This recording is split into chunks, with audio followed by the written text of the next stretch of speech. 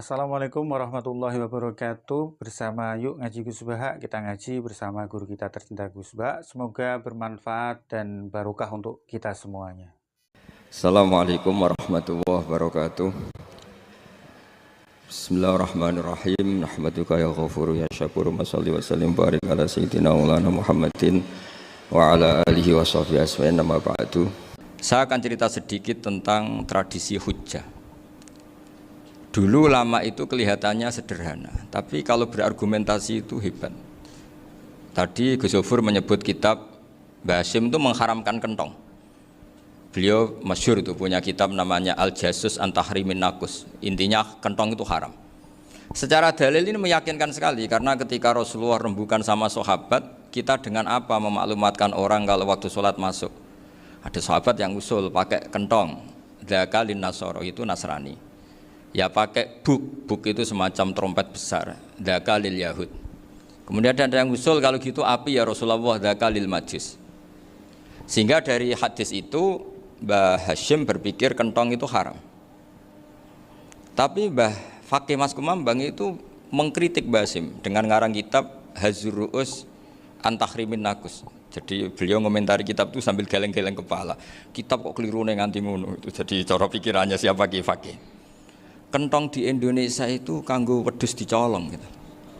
Pos kampling gitu. Kalau ada banjiran ya kentong, ada maling ya kentong. Jadi nggak ada persamaan sama sekali dengan kentong yang milik orang apa? Nasrani. Sehingga di pondok saya itu ada kentong tapi jelek sekali. Karena itu satu-satunya cara supaya beda dengan kentong yang di gereja. Kalau elek kan mirip kentong di pos kampling. Itu ya agak-agak ilmiah sedikit. Dulu ceritanya Gus Zofur itu saya teruskan. Itu singkat cerita, itu kalau yang di kejadian di Termas itu Mbah Dimyati sudah nyuruh semua kentong disembunyikan karena mau ada Mbah Hasyim. Cerita itu mukarrar di Kiai Fakih sama di Kiai Dimyati Termas. Setelah kentong dikumpulkan semua, Mbah Hasyim datang, senang, ngiranya Syekh Dimyati ini sependapat dengan beliau, yaitu sama-sama enggak ada kentong. Tapi setelah itu ada santri yang matur, Mbah Dim pun beres kentong pun kula delikno sedanten. Itu di depan Mbah Hasyim. Jadi GR-nya Mbah Hasyim bahwa Mbah Dim itu sependapat akhirnya hilang. Ternyata ini akal-akalan toh gitu. Karena santrinya matur, Mbah Dim pun beres sedanten kentong beduk sudah disingkirkan. Itu di depan Mbah Hasyim. Saking lugunya santri, nah saking ikhlasnya agak ngerti mahalus syahid ini adalah Mbah Hasyim. Saya mau meneruskan cerita Gus Zofur. Dulu Mbah Mun ngaji di Lirboyo, tapi Kiai Makhrus ngaji sama Kiai Khalil Harun. Kiai Khalil Harun itu adik juga sekaligus muridnya Mbah Umar Harun. Mbah Umar Harun itu generasi kedua setelah Mbah Ghazali. Beliau menantunya Mbah Ghazali, tapi ya sudah ponaan. Sehingga tradisi ini penting karena saya berkali-kali bilang di mana-mana. Status orang tua dan mbah itu adalah terserah anak cucunya. Bukan terserah mbahnya, tapi terserah anak cucunya. Saya tidak akan bosan mengingatkan ini. Saya pernah di makamnya Nabi Yakub, itu ya dikemuli bendera Israel. Di makamnya Nabi Dawud. Nabi Ibrahim juga dekat sinagog. Sehingga Quran membela Nabi Ibrahim disebut maka anak Ibrahimu Yahudi wala Nasrani. Karena ketika beliau berposisi di Israel, kemudian penguasanya adalah Yahudi, bisa saja makam ini ditulisi dan distatuskan ala Yahudi. Ya seperti Nabi Yakub. Nabi Yakub itu nabi yang kita yakin, tentu berkeyakinan beliau orang baik, orang muslim, orang mukmin, tapi karena di desain mereka ya dikemuli bendera Israel dan disebut Abul Yahud. Karena kita tahu nama lain dari anaknya Nabi Yakub adalah Yahuda bin Yakub bin Ishak bin Ibrahim.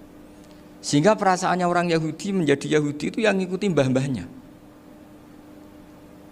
Nah khawatir saya ketika buyut-buyut kita kaya. Buyut saya itu orang kaya dulu, namanya Badur Rahman. Itu kaya sekali, tanahnya banyak. Dulu cerita Mbah Hasyim ya kaya sekali. Mbah Maksum juga kaya. Mbah Abdul Aziz juga kaya. Karena dulu itu inginnya kiai itu yo ketok sugih lah, gak ngel-ngelo santri. Tapi nanti kalau cucu-cucunya sudah ndak alim, itu tidak dianggap punya tanah itu karena untuk fasilitas santri. Aku tak kedonyan, mbah-mbahku ya kedonyan. Buktinya tanah yombo. Karena dia akan menafsiri sesuai cara berpikir. Makanya sanad keilmuan yang diceritakan Gus Zofur itu harus diulang-ulang. Kalau nggak diulang-ulang, maka kita akan berpikir sendiri untuk menafsirkan masyayikhonal kiram atau ajdadanal kiram. Nah, ini yang bahaya, yang sering Quran mengingatkan. Jadi ada status yang disematkan oleh anak cucu kayak orang Yahuda tadi, Yahuda bin Yakub bin Ishak bin Ibrahim, itu menstatuskan mbah-mbahnya yang bernama Ibrahim itu Yahudi. Sampai Quran sendiri yang bela makana Ibrahimu Yahudiyah wala Nasraniyah. Karena secara geografis sekarang Ibrahim di Israel dan otoritas itu juga milik mereka, sehingga mereka bisa masang-masang atribut yang menunjukkan kalau itu Yahudi. Beberapa al-alim al-alamah yang minnah itu sudah wafat dan kadang-kadang dzurriyyahnya itu tidak kita. Kalau sekarang orang bahasakan kubu sebelah. Akhirnya ya nggak boleh dikholi, nggak boleh diziarah. Terus seakan-akan yaktaduna bi ra'yi, seakan-akan mereka berpendapat dengan pendapat syekh ini, padahal tidak. Nah, sehingga tradisi ketersambungan sanad tadi, baik secara genetik atau secara asbab, itu harus terjaga. Saya beberapa kali banyaklah sering diceritain Mbah Mun. Dulu Mbah Munawir ini cerita ya, Mbah Munawir itu saking senenge kitab, ben santri ini iso ngaji kitab. Itu kalau ada alumni Lirboyo, alim disuruh baca muin di sini itu Mbah Munawir ikut. Saking ingin tasjiknya, ingin ngajari santri bahwa ngapal Quran itu hafal tok, tapi yo paham. Dan penggalinya Mbah Munawir itu sampai klimaknya dulu Mbah Zaini itu nate nikah sama Nyai Komariah kalau nggak salah, binti Karim, binti Manap. Punya putra Gus Habib, Gus Toha yang diantara putrinya dinikahi Gus Rosin ini. Terus akhirnya kesampaian juga ketika Mbah Munawir punya mantu alim alamah namanya Mbah Ali Maksum, angsal Nyai Hasyimah. Sampai pondok Kramcak ma'ruf bil ilmi, terutama ilmu sorof dulu karena Mbah Maksum itu komplain, fa'ala yafulu kok terus fa'alan ya, fa'ala yafulu ya uf'ul gitu kan, masuk fi'il kok jejer isim gitu. Jadi dulu kata Mbah Mun itu ada persaingan ilmu sorof, sorofnya Mbah Maksum Ali Kuaron sama Mbah Ali Maksum Jogja. Jadi walian tok, yang satu Maksum Ali Kuaron, yang satu Ali Maksum. Ya itu dulu saingan ngarang sorof. Nah ini yang menang siapa? Ya terserah duriannya. Kalau duriannya keren ya menang karena terserah yang kampanye. Saya bayangkan adekan Mbah Zubair tidak punya anak sealim Mbah Mun, mungkin kalau Mbah Zubair juga tidak sewow kalau punya putra Mbah Mun. Karena saya berkali-kali bilang kalau dalam syair Arab itu kama takarroma, kadang dilafatkan kama tasyarrofa bi Muhammadin adnanu. Orang berpikir Adnan itu siapa? Itu karena ada Nabi Muhammad SAW. Orang mencari-cari Mbah Mun itu mencari Mbah Zubair karena ada Mbah Mun. Orang mencari Mbah Dahlan karena ada Mbah Zubair. Wong kok alime ngono iku bapake sapa? Wong kok alime ngono iku putune sapa? Tapi kalau kita ini sudah ndak alim, ini orang sudah enggak tertarik nyari-nyari leluhurnya karena dianggap selesai. Jadi yang dengan tanda kutip yang menghabisi mbah-mbahnya itu ya mesti cucunya itu. Ini mau ngamuk, mau peringatan, tapi ini juga peringatan pada diri saya sendiri. Jadi sehingga dzurriyyah ini penting. Kenapa para nabi mesti donga dzurriyyatan thayyibah? Kenapa selalu berpikir tentang dzurriyyah? Wa ja'alaha kalimatam baqiyatan fi aqibi. Karena dzurriyyah ini yang nanti bisa menstatuskan leluhurnya. Seperti tadi cerita Mas Maftuh, ini tak puji betul, saya hari ini tidak ingin gojlok supaya kewalian saya tidak tergerus oleh kedoliman. Saya pernah diceritain Gus Zofur, juga sering baca buku tentang Mbah Maksum. Dulu Mbah Maksum kalau wasiat kembali ya gitu, kamu harus NU dan harus mempertahankan NU, tapi tidak dengan cara membenci Muhammadiyah. Dulu Mbah Mun juga sering cerita, dulu Mbah Hasyim itu ngaji Syekh Mahfud. Nah, Mbah Ahmad Dahlan dulu namanya Darwis sering ngaji sama Syekh Khotib Minangkabau. Zaman itu Syekh Khotib sudah modern, sudah ikut gerakan Abdu, gerakan Almanar. Sehingga bawaannya Mbah Ahmad Dahlan ini agak agresif. Yang Mbah Hasyim karena hanya mulazim di Syekh Mahfud, hanya sesekali ngaji Syekh Khotib, beliau lebih seperti itu. Dan dua beliau ini sama-sama pernah ngaji Mbah Soleh Darat di Semarang, Mbah Hasyim sama Mbah Ahmad Dahlan yang dulu namanya Darwis. Jadi ini masih min minuskatin wahidah mimam bain wahid. Sehingga kita tidak kaget ketika Mbah Ali Maksum mengomentari Muhammadiyah itu masih ahli sunnah wal jamaah. Makanya nanti terakhir saya baca kitabnya Mbah Ali dan sering saya pelajari.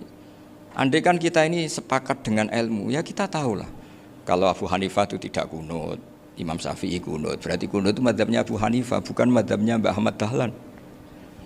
Apa ndak kunut itu mazhabnya Abu Hanifah, bukan mazhabnya Mbah Ahmad Dahlan. Kita kunut itu mazhabnya Imam Syafi'i, bukan mazhabnya Mbah Hasyim. Ini semuanya masih dalam bingkai ilmu. Adzan qabla subhi juga riwayatnya jelas. Tidak adzan ya sudah perilaku kita sudah jelas. Dulu Mbah Mun sering didik kita gitu. Saya sering dengar cerita kalau dulu Pak Arif Fakhruddin begitu hormat sama Mbah Ali, apalagi dzuriyahnya Mbah Azhar Basir, karena beliau dulu do ngaji di Termas. Dulu itu enggak ada masalah karena semuanya dianalisis pakai ilmu. Tapi sekarang pakai identitas, yang kunut itu NU, yang enggak kunut Muhammadiyah. Berarti Abu Hanifah itu Muhammadiyah, Imam Syafi'i itu NU. Berarti Imam Syafi'i itu ya anak buahnya Ki Miftahul Ahyar kira-kira gitu karena anak buahnya Pak Said Akil. Kan terus jadi repot. Dulu kita ini pengagum ilmu, bukan pengagum perbedaan. Sehingga di sini yang saya kagum dari sekian ceritanya Mbah Ali Maksum, supaya kitab ini to the point, supaya nggak lama-lama karena waktunya juga. Nanti kalau kemalaman ini kena semprit ini sudah. Ini diantara yang diceritakan Bali itu unik. Imam Syafi'i itu sering tawassul, sering wasilah sama siapa itu? Abu Hanifah. Ini sudah tak petakan, saya baca yang sensitif lah, so yang ini ya. Ziyar al-Babus Samin, terus sebentar ini yang bab tawassul.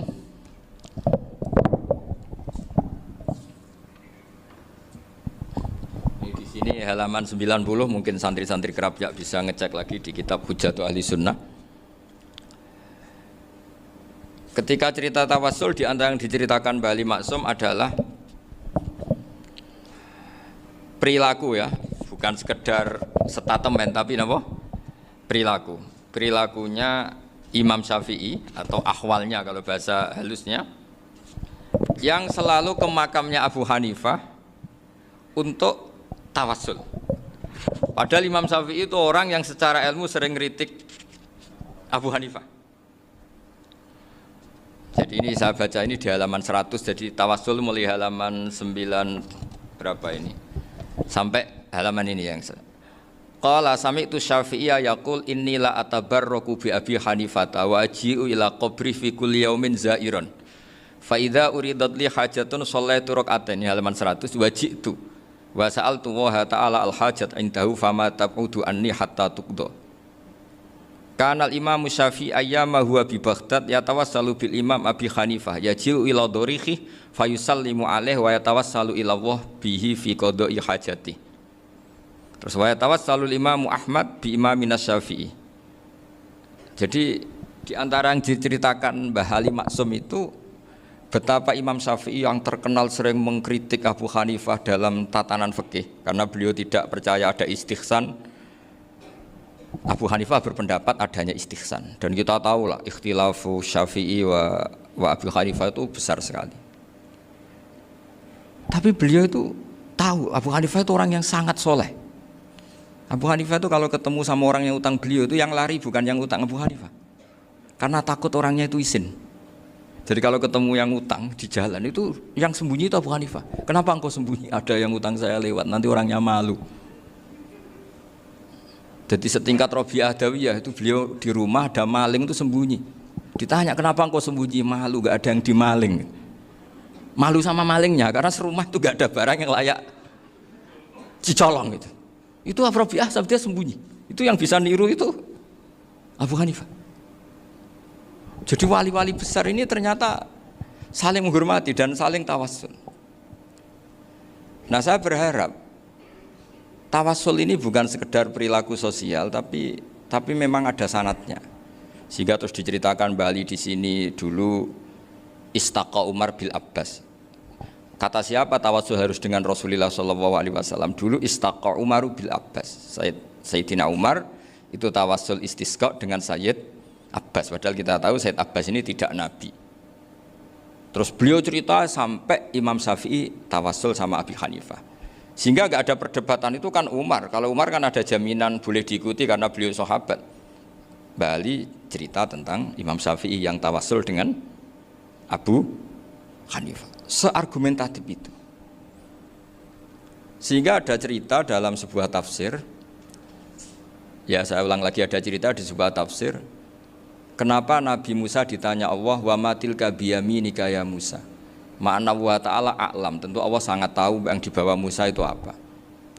Karena Allah tahu Nabi Musa itu grogi. Orang dipanggil Wali Maksum pasti grogi, santri dipanggil Mbah Mun pasti grogi.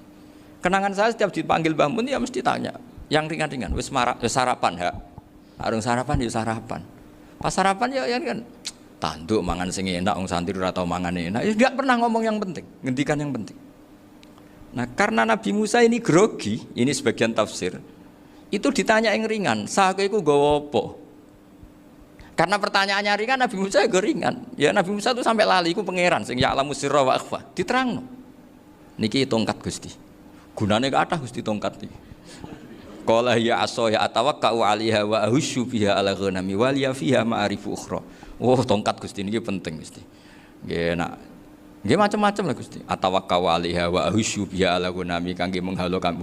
Masih terangno terakhir dan yang lain-lain Gusti. Wal ya fiha ma'arifu ukhra. Sehingga akhirnya rileks. Karena Nabi Musa terus ngerti. Ternyata ketemu pangeran itu enggak seserem yang saya bayangkan gitu. Pertanyaannya ringan. Itu ada ilmunya. Tapi cerita ini yang versi tafsir ini tidak yang seperti di Manaqibul Ghazali. Di beberapa kitab tentang Manaqibul Ghazali diceritakan di alam roh Nabi Muhammad sallallahu alaihi wasallam itu yubahi bi ummati, saking yubahinya sampai ngendikan ulama ummati ka anbiya'i Bani Israil. Ulama umatku itu pinternya atau statusnya itu mirip-mirip lah. Kaf itu ya mirip-mirip lah, mirip-mirip kayak ulamanya nabinya Bani Israil. Akhirnya Nabi Musa itu tersinggung sekali, bagaimana mungkin ulama disamakan dengan apa? Nabi. Sehebat-hebatnya ulama itu kan tidak akan yabluhu darajatan nubuwah atau yartaqi ila darajatin nubuwah. Itu akhirnya ya kalau kamu nggak percaya panggil. Yang dipanggil Imam Ghazali. Ya Nabi Muhammad juga nggak mau kalah gitu. Kalau manggil ulama RT ya kalah keok gitu. Akhirnya Imam Ghazali datang, ditanya sama Musa, "Mas muka, nama kamu siapa?" Ana Muhammad bin Muhammad Al-Ghazali At-Tusi Asy-Syafi'i. Itu disebut panjang. Terus Nabi Musa guyu-guyu. Kamu lama kok ngomong yang enggak penting, ditanya namanya kok penjelasannya sepanjang itu, dianggap itu satu kesalahan. Masa tanyanya nama kok ditanya jawabnya Muhammad bin Muhammad Al-Ghazali At-Tusi Asy-Syafi'i, kepanjangan itu. Ketika Nabi Musa agak mencibir, agak gimana itu, terus Imam Ghazali, kalau ini masalah, lebih masalah jenengan. Apa itu? Yang tanya jenengan tuh Allah ya alamu sirra wa akhfa. Dan Allah hanya tanya wa ma tilka biyaminika ya Musa. Harusnya jenengan jawab asoya titik, bukan kepanjangan. Atawakkau 'alaiha wa syubha itu kepanjangan. Allah tanya yang di bawah kamu itu apa? Yang di tangan kamu. Harusnya jawabnya hanya asoya. Tapi kenapa penjelasannya sepanjang itu? Sampai terakhir waliya fiha ma'arifu ukhra. Terus pinter tenan kayak gitu. Terus ada Nabi Musa terus bilang, ya pinter tenan aja gitu. Padahal kita tidak pernah GR seperti itu kan, kebetulan Imam Ghazali gitu. Kalau yang lain mungkin ya keok lah kira-kira gitu. Tapi ini cerita dalam khazanah keilmuan. Benar yang dikatakan Gus Zofur. Saya termasuk orang yang pernah mondok Lirboyo Pasanan. Jadi setelah saya disuruh nemani Gus Kamil, tahun berikutnya Gus jenengan disuruh. Pokoknya anakku mbah sak wulan lah kudu tahu mondok Lirboyo. Piye aku tahu ngaji Wakarim. Terus yang disuruh mbaturi Gus Kamil itu saya. Jadi saya pernah 1 bulan tuh di Lirboyo. Karena saya ini santri beling ya, kontraknya pokoknya penting ziarah Bakarim. Ya saya enggak pernah ngaji, pokoknya gerbar ngisa. Ziarah ya sudah. Ngaji subuh ingat saya sama Gus Imam. Itu dari 17 hari ingat saya ngaji 2 kali. Tapi kalau ziarah ke Bakarim sudah lupa jumlahnya karena memang kontraknya disuruh ziarah. Sampai seperti itu. Dan saking senengnya bangun sama Mbak Karim saya masih ingat. Ngamplopi salam template itu masih ingat untuk Gus Anwar, untuk Gus Imam, untuk Gus Kafabi, termasuk untuk Gus Maksum. Itu malam-malam saya dijak ngamplopin. Zaman itu saya masih ingat selawewu. Zaman itu kos 1 bulan itu 13.000. Jadi kira-kira kalau 25.000 itu untuk kos 2 bulan. Jadi saya krusnya itu pakai kos. Saya masih ingat Mondok Sarang itu kos 1 bulan 13.000. Berarti kira-kira 500.000 itu di amplopin sendiri sama Bang. Ini untuk Gus War, ini untuk Gus imam ini untuk Gus. Padahal Gus Imam ini mondoknya sudah di Mbah Mun. Itu Mbah Mun hormatnya sampai untuk jatah salam template. Lah yang ribet kebalikannya, kita pulang Gus Imam karena melihat Gus Kamil ini putrane Mbah Mun, Gus Kamil disangoni. Saya juga disangoni karena Gus Imam dulu ngaji juga sama Pak D saya, sama keluarga saya. Itu kata Gus Kamil setelah keluar, mau agak muni gua abal, boten berarti gua aku. Karena ini penting, ini kalau sampai dianggap tukar guling, ribet nih. Jadi ditakwil sendiri lah, mau gak muni gua abal ya, boten wis, yes berarti halal. Tapi sama Mbah Mun ya ditanya. Ditanyanya bukan apa karena untuk meneruskan tradisi bahwa kalau kiai ketemu itu ya saling memberi hadiah, saling itu sudah faqaddimu baina adina juakum apa? Sotaku. Sehingga ketika Kapya ini punya Bali Maksum alim alama, kemudian melahirkan murid-murid yang juga ibar kayak Mbak Warsun bisa ngarang apa Kamus Al Munawwir, Pak Bik juga punya karangan Kamus Al Muasir. Saya itu punya semua. Karena ini adalah buah dari bahwa kita ini tidak kalah sama produk-produk yang di sana. Bahwa produk di kita ini sudah cukup untuk mengantarkan orang menjadi alim alama. Dulu Mbah Zubair ke Mekah ya sudah alim alama. Gus Zufur ke Al-Azhar sudah alim. Semua teman-teman kita ke Mekah itu sudah alim semua. Padahal produk mondoknya ya tadi. Mau digojlok kiai ini, terus mangkel be keamanan biasanya itu. Biasanya musuh besar pondok itu keamanan. Jadi ya bukan berarti gojlok ibunya Gus Maftuh enggak, biasanya keamanan itu musuhnya apa? Banyak. Itu tradisi keilmuan itu harus dijaga dengan hujjah dan dengan tadwin, dengan pembukuan. Saya punya sekian cerita ya, misalnya dulu kita mungkin iskal itu janggal. Kenapa sih orang Islam tukaran sama orang Islam itu? Sehingga di antara doa Nabi yang enggak dikabulkan Allah, enggak boleh dikabulkan sama Allah enggak boleh, bukan berarti enggak mustajab. Redaksinya famana aniha, memang enggak boleh. Redaksinya bukan falam yastajib lahu tapi famana aniha. Di Al-Marrah As-Salisa ini Nabi dilarang, yaitu melarang umat Islam itu jangan sampai tukaran sama umat Islam sendiri. Itu kata Allah, ya enggak bisa kata Allah, kalau itu enggak saya kabulkan. Itu dulu guru-guru kita nyontohkan sederhana. Kira-kira kalau saya tukaran wek Gus Zofuru, Mbah Mun luwih ikhlas dibanding ditukari wong liya. Nak ana kakak ditabuk adik, wong tua luwih ikhlas dibanding ditabuk tangga. Barokahnya membaca kita lebih mentoleransi. Kalau ada Mbah Hashim dikritik Mbah Fakih Mas Kumambang, kita ikhlas itu. Tidak dikritik guru PAUD, itu kan. Atau dikritik orang-orang yang nggak bisa ngaji. Artinya ternyata keliru kita bilang kiai kok tukaran. Justru bagus kiai tukaran. Dibanding kiai dikritik guru PAUD atau dikritik orang-orang yang nggak bisa baca kitab. Akhirnya barokahnya baca kita menjadi tahu. Dulu Mbah Mun sering cerita, ini masih cerita silsilah ya. Jadi Mbah Ali Maksum tadi kita tahu di antara guru besarnya Mbah Ali Maksum tentu Mbah Mahfud Termas. Beliau adalah adik dari Kiai Mahfud Termas. Mbah Dimyati ini adik Kiai Mahfud Termas. Itu punya saudara namanya Abdul Razak, juga punya saudara namanya Dahlan. Itu yang membawa Thariqah Syadiliyah di Solo Raya, yang sekarang alhamdulillah diteruskan Gus Wafi. Dulu di antara pesannya Mbah Mun ke saya, hak Wafi kandani kon ziarah ning Mbah Dimyati. Mergo Thariqah Syadiliyah dulu itu yang bawa keluarganya Mbah Dimyati. Jadi semuanya ini masih dzurriyyatan ba'duha min ba'd. Nah pesan saya karena tadi Mbah Munawwir yang termasuk orang pertama yang bawa Quran, bawa qiraah sab'ah. Kenapa saya bilang termasuk? Karena kalau bilang paling yang pertama ini nanti butuh data. Dan itu agak kerepotan lah. Tapi yang jelas mimman istahara lah. Mimman istahara yang membawa sab'ah ke sini itu adalah Mbah Munawwir. Terus beliau ngajarkan diantaranya ke Mbak Arwani pakai kitab Satibi, pakai kitab Nazmus Satibi. Terus Nazmus Satibi itu diteruskan oleh Mbak Arwani, ditulis. Yang nulis dulu Mbah Dola Salam. Bapak saya itu murid Mbah Dola. Dulu Mbah Dola sebelum ke Mbak Arwani ngaji sama Ki Said di Sampang. Bapak saya sebelum ngaji di Mbah Dola sudah hafal Quran lewat buyut saya sendiri namanya Ki Zubaidi. Yang Ki Zubaidi akhirnya jadi menantunya Mbah Ahmad Syuaib. Jadi buyut saya kandung ini namanya Sofiyah, itu angsal keluarga Lasem, yang adiknya Sofiyah ini punya adik Badi'ah yang jadi ibunya Ki Sahal. Terus Ki Sahal punya Mbak Yu namanya Muzayanah, punya di garwa Ki Mansur punya anak Gus Qayyum. Jadi dulu ibu saya, ibunya Gus Sofur, ibunya Pak Maftuh itu semuanya di Lasem. Karena saya dari keluarga Gen ya Lasem, dari keluarga sanad guru ya Lasem.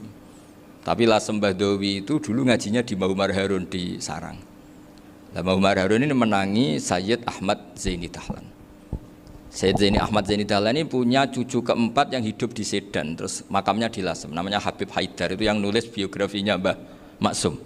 Mbah Maksum bukan Bali, biografinya Mbah Maksum. Itu ditulis oleh Habib Haidar, namanya Haidar bin Hasan bin Sodaqoh bin Ahmad Zaini Dahlan. Nah, Habib Haidar ini menantunya Sayyid Hamzah Sato. Hamzah Sato itu Hamzah bin Abdullah bin Umar, itu kakaknya Sayyid Abi Bakar Sato, Sohibul I'anah. Nah, Sayyid Umar ini yang dulu ngajari mbahnya Mbah Mun namanya Ahmad bin Su'aib. Nah, di antara ajarannya adalah baca kitab-kitab kecil yang bisa dihafal. Dibawalah ke sarang jadi metode muhafadzah. Tapi kemudian lama-lama oleh pondok itu jadi syarat kenaikan kelas. Dulu nggak ada muhafadzah untuk kenaikan kelas ya, supaya orang alim itu harus hafal, lama-lama dipakai syarat untuk muhafadzah. Jadi semua ini sanad harus kita ingat supaya kita bisa menjaga tradisi. Termasuk tradisi ini kiai seneng jagungan, terus ngomong ra penting. Itu juga sanad. Setahu saya Mbah Mun itu kalau ketemu bapak ya guyon terus. Saya punya kenangan tuh yang dulu agak iskal tuh begini. Ada isu lah, entah isu entah hoax entah apa, ada kaji itu agak beling itu, pokoknya beling lah gitu. Seneng siapa itu, rondo lah apa itu. Pokoknya beling gitu. Ketika Mbah Mun dilaporin tamu kalau kaji itu beling sama rondo itu, Mbah Mun tanyanya lucu. Lho ayu no cung, wayu banget Mbah, wayu. Itu bapak juga bakas ayu nih. Dulu saya sekali ini kiai kok bakas wong ayu, bakas bodine barang lah kira-kira gitu. Tapi setelah saya tambah alim, tambah ngerti itu, kata bapak gini, ya apik bakas ayu hak, timbang iya, no malah qadzaf. Ternyata seni. Sekali Mbah Mun atau bapak bilang, kaji kok zino kaji, maka larinya ke qadzaf. Maka menghindari bahasa menuduh, ngomong yang nggak penting. Loh ayu no. Jadi kiai dulu tuh orang sok suci tapi menghindari hal-hal yang jadi punya seni untuk ngelola kehidupan. Orang bermalam-malam jagungan sama teman asik itu kan perlawanan terhadap nafsu kita, syahwat kita untuk mungkin nikmati dugem di bar atau di tempat-tempat maksiat. Itu setan di Indonesia tuh kakuati sama Ki Jawa. Orang supaya nggak tertarik maksiat itu Ki Jawa cukup ketemu kancane masak terong guyon, gejol-gejolokan zaman mondok, sewengi lulus sangka maksiat. Bar wis tutup. Perlawanannya sederhana, nggak pakai tahajud, nggak pakai wiridan, karena Ki Jawa juga koyoknya rapati potongan ahli ibadah gitu, jagungan gitu. Jadi setahu saya itu pernah lihat Bali itu sekali ketika beliau ngisi ceramah di Mbah Hamid Bedowi, saya masih kecil diajak bapak. Dulu kalau bapak ngelihat Bali sama Mbah Hamid itu mesti nangis, karena dua orang alim bertemu. Yang akhirnya ya bisanan itu Mbah Hamid punya anak Gus Nasih, di sini ada Mbah Nafisa, terus jadi Mbak Salih Hindun itu. Jadi dulu tuh ya guyon terus ketika ketemu. Itu yang sering bodoni Mbah Hamid itu ya Ki Bisri. Ki Bisri itu kalau datang ke Ki Hamid Pasuruan, nak wali tenan aku teko ditatakno mangan. Jadi ukurannya ya. Ternyata sampai sana dikei mangan tenan. Masih belum mengakui, kan nak wali tenan aku iki kiai rung di mobil, dongakno aku di mobil. Sudah kalah satu seri itu masih gak terima. Lalu itu Mbah Hamid akhirnya berdoa, ayo monggo, mugi-mugi Ki Bisri gak ada mobil. Itu setelah didoain masih tanya, mereknya apa merek? Jadi itu Mbah Hamid jawab, ya paling Holden itu. Nah, paling Holden. Itu nyari mobil itu ya adalah dapatnya Holden. Suatu saat Mbah Bisri ditudang Mbah Hamid gak dikasih bisaroh. Karena utangnya sudah banyak Mbah Hamid, Mbah Bisri ini utang doa tadi. Itu ya gak dikasih besar ya gak mau kesang apa-apa kelambimu kayak aku. Didol sama muhibbinya Mbah Hamid, itu harganya melebihi jatah bisaroh. Ketemu Mbah Hamid, Kang, susu Kang, mergo. Jadi dulu itu rileks, makanya ini yang diceritakan ke Zofur. Sebetulnya kalau kiai-kiai itu bersanad itu ya rileks, hidupnya itu rileks. Karena rileks ini perlawanan terhadap kemungkaran. Saya dulu musyawarah sering sama Gus Zofur usul fikih. Itu jelas di antara yang ditulis Lubil Usul itu. Ya kita tahu tadi misalnya sanad usul fikih, Mbah Ber itu sangat al-usuli Kiai Zubair Dahlan, abahnya Mbah Mun. Punya murid di antaranya Kiai Sahal. Kiai Sahal punya karangan Thariqatul Husul fi Syarhi Lubil Usul. Itu Thariqatul Husul itu beliau ngendikan dalam mukaddimah bahwa saya bisa mensarah ini berdasar ngaji maknani sama Basibir. Terus beliau mengutip sarah itu dari kitab Nailul Ma'mul. Beliau ngendikan binus khotin khotiyah ghairi matbu'ah.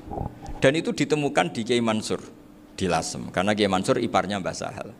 Mansur bin Khalil itu diantara katibnya Syekh Mahfud. Jadi semuanya ini sambung. Mbah Ber saking ahli usul fikihnya, kalau ngajar usul fikih itu kalau guyon takriran saya ini lebih memahamkan ketimbang sarah. Ya sudah, terus Mbah Zubair Kiai Fakih, terus Syekh Mahfud. Di sini Syekh Mahfud termasuk orang yang dekat Mbah Munawir sampai putrane Mbah Mahfud namanya Gus Muhammad dibawa Mbah Munawir, kemudian mondok di Termas diantaranya, terus dinikah jadi menantunya kalau nggak salah Haji Taslim di Betengan, kemudian sekarang juriannya Mbah Mahfud di Betengan. Ini nggak boleh hilang secara seperti itu. Diantara di usul fikih diterangkan ketika diantara 5 hukum itu ada yang bernama mubah. Mubah itu boleh dilakukan, boleh ditinggalkan, dan kalau dilakukan ya tidak berpahala, tidak disiksa. Itu ada ulama yang protes nggak bisa seperti itu. Itsma min mubahin ila wa tahaqqaqu bihi tarku haramimma fa'il zamu minas sukun tarkul qatli wa minas sukut tarkul qadaf. Tidak bisa, mubah itu tidak ada. Kalau kiai jagongan semalaman, itu Allah ngitungnya itu hada taroka dugem, wahada taroka delok dangdut, wahada taroka kada wakada. Oh, itu luar biasa. Dan kita ngikuti yang seperti itu saja. Gak usah tahajud, gak usah witir telulas, kaya ora kuat timbang gremeng. Sewengi jagongan, setan ngenteni kita tergoda maksiat, ternyata maksiatnya sampai tutup, kiainya masih apa? Jagongan. Jadi jagongan saja ada ilmunya bahwa itu perlawanan terhadap tarkul ma'asi. Sehingga bagaimana Anda katakan mubah ini mubah, toh gunanya adalah tarkul haram. Meskipun efek mubah juga bisa tarkul wajib, wae bojo blonjo turu. Karena wae ngrumat ibuke turu. Itu halal wajib. Jadi mubah itu resikonya ya bisa tarkul wajib, bisa tarkul. Sehingga kalau sanad ini terjaga secara baik, secara kultur, saya sering juga saguan sama Gus Yofur itu mesti tak niati gitu. Jagungan wong alim iku ibadah dan menikmati ibadah adalah dakbul auliya wa dakbul ulama. Kata Imam Ghazali, pada akhirnya waqud buhadatin al istilzat bil mubahat. Kata Imam Ghazali, pada akhirnya qutbu hadatin, madaru hadatin, pokok dari agama ini adalah melawan kemaksiatan dengan kita menikmati al-istidzat bimubah. Kita menikmati sesuatu yang dibolehkan Allah Subhanahu wa taala. Dan seperti ini itu bisa qasmu dhuhri syaitan, bisa menghancurkan punggungnya setan. Karena kalau melawan setan dengan ibadah ini kadang kita capek selain serapotongan. Tapi nak kangkang ning komplek H gitu jagungan mbek kancane, ngenang melarate, mbok ngenang ora sekolah, ra munggah kenangan. Sing ra munggah diarani istiqomah. Gitu kan. Diarani tulus zaman, kok sing munggah dianggap kesusu. Saya ini punya pondok Quran, kalau ada yang hafal 3 tahun mesti digojlok kancane. Gak apik kesusu itu. Kesusu itu mesti tidak barokah karena tergesa-gesa apa? Hatam. Sehingga yang enggak hatam-hatam itu kayak partai mayoritas. Ini yang partai tulis zaman katanya. Ahli sabri katanya. Akhirnya di pondok gara-gara itu mau guyon tapi enggak ada stigmasi yang saya enggak naik. Di Pondok Sarang itu saya punya temen itu banyak yang sekelas dengan saya, sekelas sama Gus Kamil, akhirnya sekelas dengan Gus Sofur. Padahal saya ini kakak kelas. Saya temannya Gus Kamil, temannya Gus Sofur. Ini anak ini nggak pernah naik, itu nggak dinyek, nggak dicibir di pondok. Karena guyonan tadi, guyonan bahwa ini bagian dari bentuk apa? Istiqomah. Nanti yang goblok juga tenang. Karena kiainya cerita, kadang santri goblok ya barokah. Di sini pondok akeh santri ora tau sinau ning omah dadi kiai gede. Selalu kiainya tuh cerita seperti itu. Akhirnya sing goblok ya bangga dengan kegoblokannya. Iya, jadi kiai itu orang yang meskipun guyon ini barokahnya Masya Allah. Dan setahu saya kiai-kiai alim itu ya senengannya guyon karena tadi guyon itu luar biasa. Bapak saya itu kalau pesan sama saya itu enak ngaji wis guyon nice. Wong ning omah mikir utang, mikir wedi bojo macam-macam kok ngaji mbok jak nangis pisan, nangis ping pindho gitu. Sudah jak guyon ae. Paling gak lali. Gitu. Dan beliau punya dalil kul bi fadlillah bi rahmati fa bidzalika falyafrah. Jadi jangan sampai orang ini farah bil maksiat, jangan sampai orang itu Dan ini yang saya kenang dari sekian cerita murid Mbah Ali Maksum ya senangane guyon. Gejol-gejolkan mbek santri guyon. Ini saya maklumatkan ke semua santri beliau bahwa ini bukan sekedar guyon, tapi al-istildad bil mubahat. Ini adalah perlawanan terhadap setan karena banyak orang bisa senang tuh kalau nunggu maksiat. Ini bisa senang dengan sesuatu yang tidak maksiat. Itu kayak apa hebatnya? Makanya Nabi itu kalau ketemu sahabat ya sering ngendikan yang ringan-ringan. Ya Umar ma'afalan duher jong mano piye ije. Kalau ketemu anak kecil ya. Nanti ketemu yang tua-tua yang sudah nggak bisa mikir ya cerita-cerita saya mohon sekali murid-murid kerap ya. Jangan hanya ngaji fikih. Kalau hanya ngaji fikih itu posisi Abu Hanifah itu seakan-akan nyuwun sewu orang yang sangat tidak ahli hadis.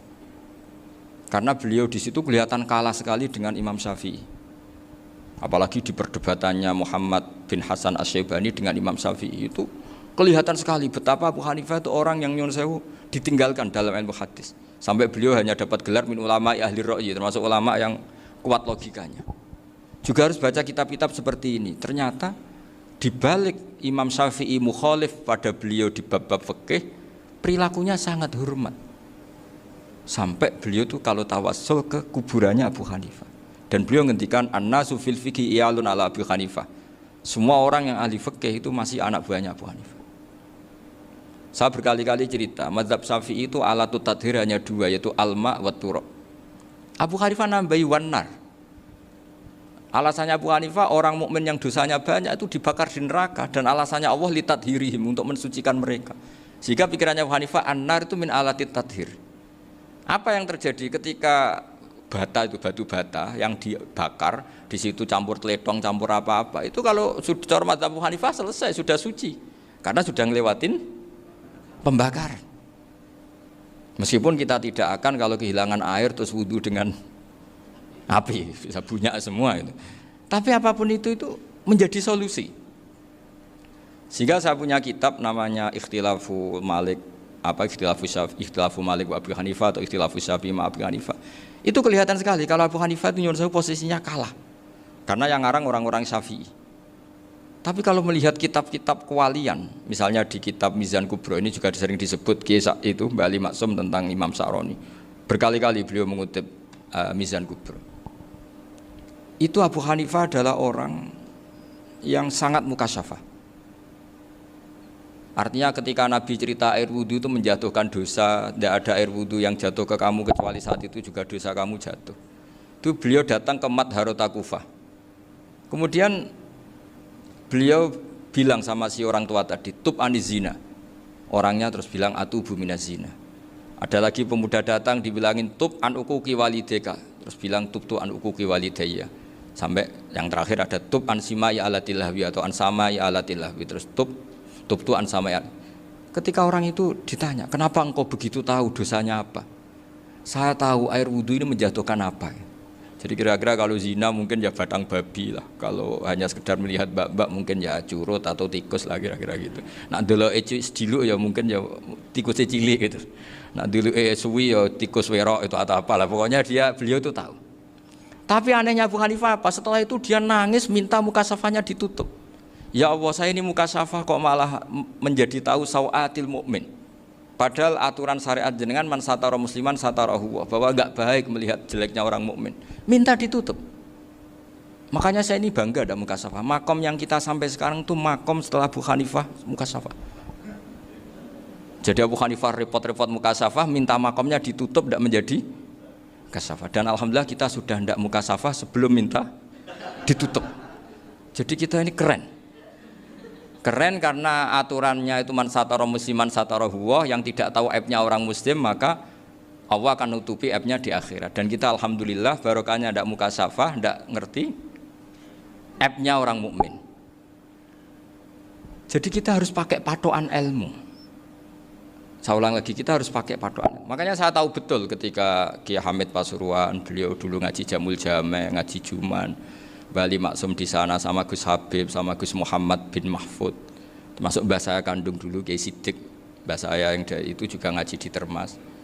Bapak saya dulu Kiai Nur Salim ngaji di Buyut Baiti.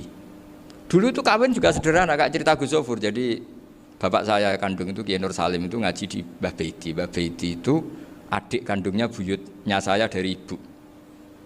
Nah, Mbah Bedi itu teman akrabnya mbah saya namanya Kiai Nursam, Mbah Nursam.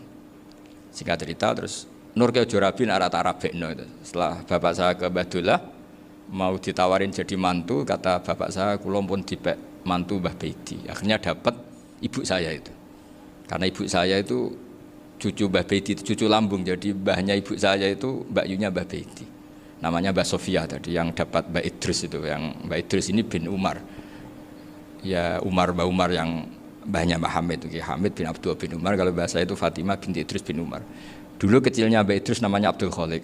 Kalau kecilnya Mbah Hamid namanya Abdul Mukti. Kalau kecilnya Mbah Maksum namanya Muhammadun kalau nggak salah. Dulu itu orang dulu itu namanya dua-dua karena diganti ketika musim apa? Haji. Jadi ini terjaga. Sehingga tidak ada ceritanya kiai-kiai yang jagongan kemudian santrinya itu yang agak-agak khawarit. Kiai kok sungi-sungi jagongan, gak tahajud, gak duha, itu tidak ada seperti itu. Karena ini dianggap fi'lul mubahat untuk melawan mungkarat. Jadi sehingga di kitab Ikhya diterangkan, kamu jangan ngira orang-orang soleh ketika jagungan itu min ahlil bitolah wa takasur. Itu orang-orang yang pemalas itu enggak. Tapi mereka bisa mengasyiki Allah. Bahwa dalam jagungan ketemu teman ya asik, gejul-gejulkan sama Pak Maftuh ya asik. Dan keasikan ini bentuk perlawanan terhadap keasikan harus dengan maksiat. Itu kayak apa kalau kita ngaji sampai seperti itu, termasuk tadi yang diceritakan Pak Maftuh kitab Hunyah.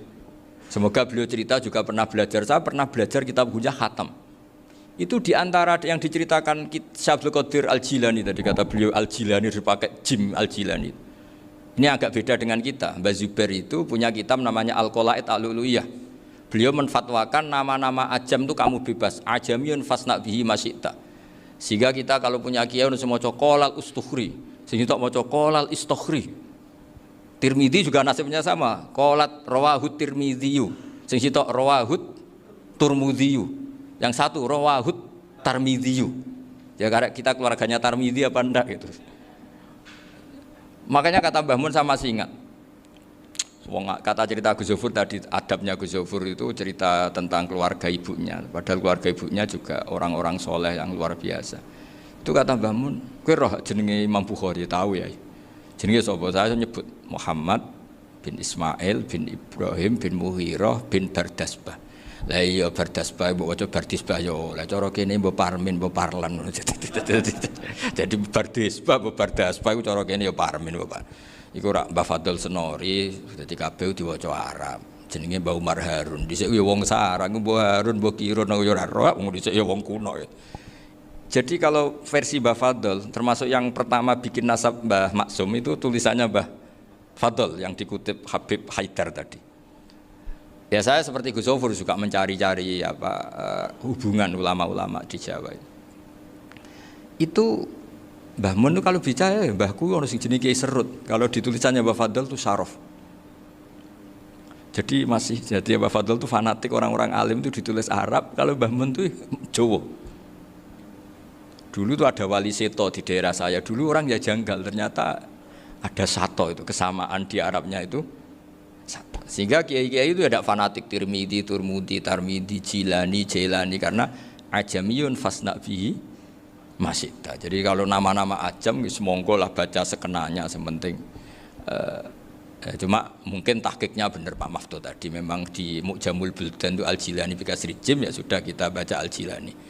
Sebab itu kayak Pondok Pelosok Lirboyo itu menurut saya bagus. Orang itu maknani betul sama gurunya. Kalau sarang enggak. Kalau Pondok Lirboyo, pondok yang tadi ternyata keluarga Mbah Munawir sini pernah bisanan yaitu Mbah Zaini pernah nikah sama Nyai Komariah ya kalau nggak salah, punya putra Gus Habib ya Pak Toha dan sebagainya. Itu betapa hubungan pondok Quran sama pondok kitab dulu itu nggak pernah terputus. Bapak saya setelah hafal Quran itu dulu ngaji Mbah Zubair. Jadi bapak saya sering ngutip mu'en apa, padahal bapak saya itu terkenal tuh, beliau cita-citanya itu saya ingin hafal Quran kayak hafal Fatihah. Beliau itu sampai sepulahnya sekali. Karena beliau inginnya hafal Quran kayak hafal Fatihah. Termasuk murid terbaiknya Mbah Dullah bapak saya. Itu ya ngaji kitab. Sehingga kata Mbah Mun, jadi Mbah Munawir de mantu Bali Maksum, itu ya sudah dipenggali. Sudah dipenggali dituruti pangeran. lahirlah seorang Bali Maksum yang membawa. Jadi dulu itu ya Gus Muhammad yang ngaji di Termas, nanti Mbak Arwani sebelum ngaji di sini ngaji di Tebu Ireng. Sehingga Mbak Arwani bisa ngarang kitab. Beliau ngarang kitab tentang Sab'ah, Faidul Barokat namanya. Ya nulisnya ya fasih ya. Saya punya tulisan tangannya Mbak Arwani itu banyak. Saya juga punya tulisan tangannya Mbak Hasyim Asy'ari ketika nyurati buyut saya yang di Damaran itu pakai bahasa Arab. Jadi dulu itu Mbah Ali Maksum juga sama, surat-suratannya dulu sama tokoh-tokoh Muhammadiyah ya bahasa Arab. Nah ini harus kita dengar dari abna, dari bahwa Mbah Maksum kemarin yang diceritakan Gus Zafur di Khol Mbah Maksum, kue kudu belo NU, kudu tetap NU, tapi bukan dengan cara membenci Muhammadiyah. Tadi Pak Maftuh menguatkan sanad itu dari Pak Atabik bahwa Muhammadiyah termasuk ahli sunnah wal jamaah, karena sama-sama tidak sabus sahabat, sama-sama ikromus sahabat dan sama-sama bermadhab. Nah soal akhirnya ada beberapa yang rapati seneng ngaji, ini yang agak ribet. Tapi kamu tidak usah ngeritik Muhammadiyah agak seneng ngaji, kayaknya juga sama, kita nggak seneng ngaji juga banyak itu. Jadi kalau ngeritiknya masalah itu kan kita ya agak-agak sama. Ya jadi ternyata di sini, terus ini yang terakhir supaya nggak lama-lama, Bali juga punya sisi keras sekali. Jadi dalam hal-hal yang khas ini di halaman 87 itu keras sekali. Beliau ngendikan wahal bi jununun hatta usdira amri lil mu'minin alla yazuru rasulahum. Jadi ketika saya tadi sudah bilang bahwa beliau sering muji Ibnu Taimiyah dalam banyak hal, tapi dalam banyak hal juga beliau mengkritik Ibnu Taimiyah ketika menafsirkan la tusaddur rihal illa ila salasati masajid. Kemudian Ibnu Taimiyah tidak mentasrekkan, tidak mensunatkan ziarah kubur Rasulullah SAW. Beliau mengkritik. Dan cara mengkritik adalah ngendikan ulaikal ladzina yuriduna ayyahulu bainahu sallallahu alaihi wasallam wa baina ummatihi fi nakhiyatin. Itu adalah orang-orang yang ingin membuat batas antara Nabi dan umatnya. Saya termasuk terinspirasi makalah Bali ini adalah bagaimana Anda mengkafirkan orang Islam berdasar qala Rasulullah sallallahu alaihi wasallam. Wan nabiyyu asyaddun nasi syafaqatan li ummati. Wan nabiyyu akhrasun nas, orang yang paling serius supaya umatnya ini selamat. Kemudian Anda dengan hadisnya Nabi mentafrik bainahu wa baina ummati berdasar dawuh Kanjeng Nabi. Itu cek mentalani. Makanya saya itu enggak pernah keras di bab ini. Misalnya nyuruh saya ada santri sarang yang nakal.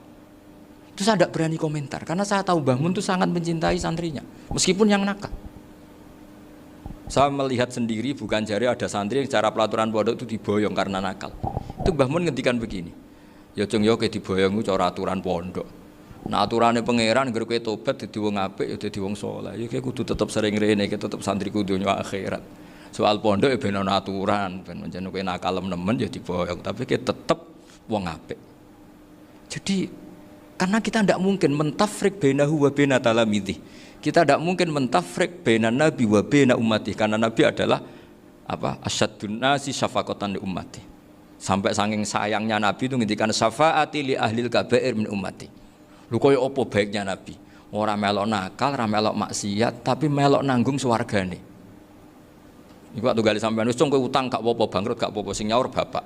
Gua sampean ngono top tenan. Anaknya yang ngawur tenan maksudnya itu, tapi top tenan. Lah nabi ku umate sing dosa iku umate, nabi sing nyuwun sewu cara Jawane sing kangelan nyafaati. Karena nabi gak boleh dipisahkan dengan umatnya. Makanya kata Bali Maksum ulaikal ladzina yuriduna ayyahulu bainan nabi wa baina ummati. Itu mereka adalah orang yang ingin memisahkan nabi dengan umatnya. Nah, masa kita ngafirkan umatnya nabi berdasar dawuh nabi? Itu kan sama, saya benci santri Anwar berdasar dawuh Mbah Mun, padahal orang tahu semua begitu sayangnya Mbah Mun terhadap santrinya. Sama juga kamu benci santrinya Bali Maksum berdasar dawuh Bali, padahal beliau sangat mencintai santrinya. Nah kultur-kultur seperti ini tidak boleh hilang. Kita punya sanad, punya guru, punya keluarga yang sama. Jadi mbah-mbah saya itu orang Tuban, dekat sama posisi Ibrahim Asmoro Konti tadi yang diceritakan. Jadi di kampung saya, kampungnya bapak saya itu ada makomnya Siti Syariah, itu mbak kandungnya Sunan Bonang. Dan Bapak dulu sering ngajarin ziarah saya ke Mbak Asyari. Mbak Asyari itu bin Jumadil Kubro, berarti Mbak Asyari itu saudaranya Mbak Ibrahim Asmoro Konti, gurunya Sunan Bonang. Jadi Sunan Bonang ketuban tuh karena disuruh ngaji sama Mbak Asyari, Mudin Asyari itu yang di Bejagung itu. Jadi ini semua sanatnya itu jelas, aturannya jelas. Kan Sunan Bonang bin Ampel bin Ibrahim Asmoro Konti bin Jumadil Kubro. Lah yang Mbak Asyari ini adiknya Ibrahim Asmoro Konti, makamnya di Bejagung di Tuban. Dulu Sunan Bonang sebelum ngaji kemana-mana ngaji di Bejagung itu di Mbak Asyari itu.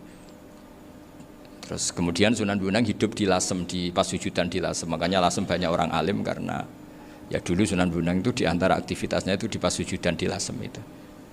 Wafatnya kila di Bonang, kemudian mau dibawa orang Madura ke Madura, terus diambil Mbak Asyari, pernah mbahnya karena Muammar Mbak Asyari, terus dimakamkan di Bonang.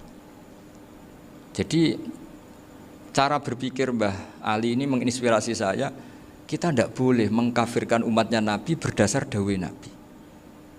Karena apa? Itu yang tidak diinginkan Nabi. Nabi itu inginnya yang di luar itu masuk, bukan yang sudah di dalam dikeluarkan. Itu kata beliau, ulaikal ladzina yuriduna ayyahulu bainan nabiyyi wa baina ummati. Orang-orang yang tidak mentasrek ziarah pada Nabi adalah orang-orang yang ingin memisahkan Nabi dengan.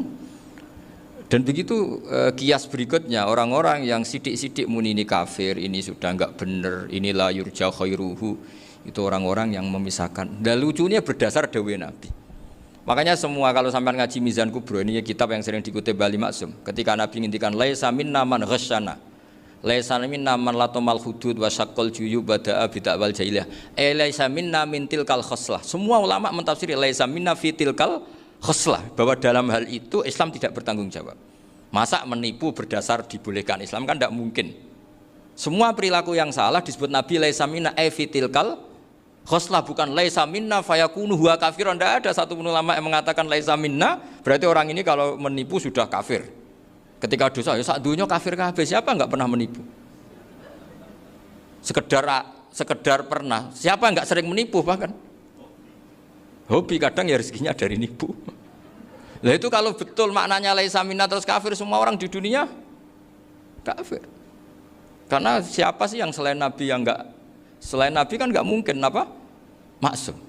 Belum lagi menurut teori usul fikih ada nipu yang wajib.